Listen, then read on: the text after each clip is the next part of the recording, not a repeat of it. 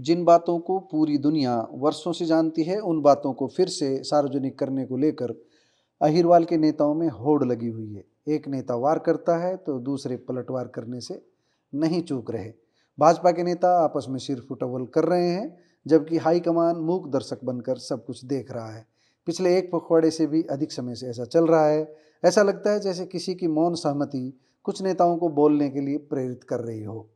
कुछ दिन पूर्व राव इंद्रजीत सिंह ने एक साक्षात्कार में जब ये कहा कि उनके मुकाबले चुनाव में उतरे राव नरवीर सिंह को चौथे नंबर पर आने की हार याद रखनी चाहिए, अपनी जमानत जब्त होने की घटना याद रखनी चाहिए, तो जवाब 18 जनवरी को गुरुग्राम से राव नरवीर सिंह ने भी दे दिया।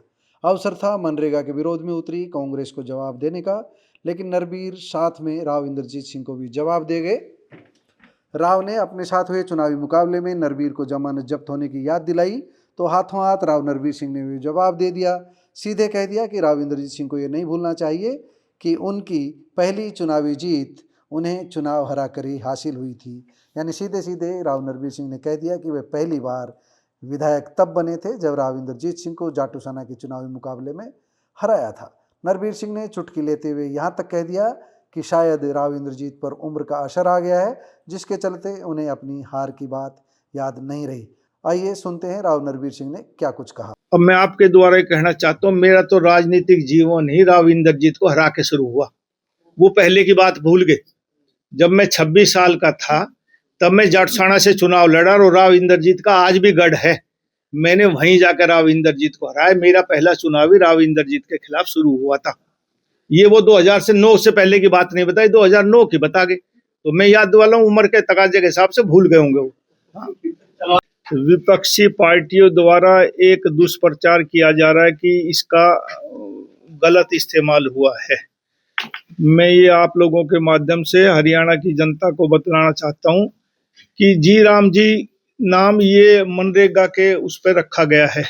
जब ये कांग्रेस ने शुरू किया तो 1991 में इसकी चर्चा हुई और इसका 2004 के आसपास इसका नाम रखा गया नरेगा।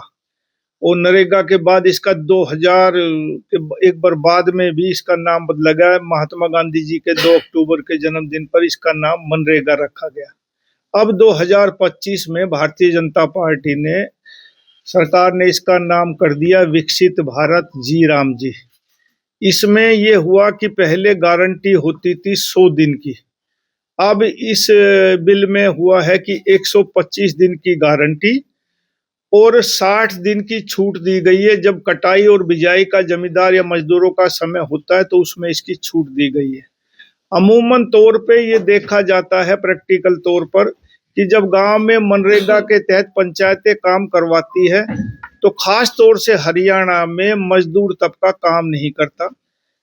लॉग बुक और वो एमसी भरी जाती है, एमबी भरी जाती है, तो उसमें आदमियों के नाम डाल दिए जाते हैं। काम तकरीबन मशीन से करवाया जाता है, लेकिन आम आदमी की गारंटी डिजिटल माध्यम से उनकी पेमेंट उनके नाम पर सीधे जाए, तो इससे आम मजदूर जिनको जरूरत है उनको ये पैसा मिलेगा।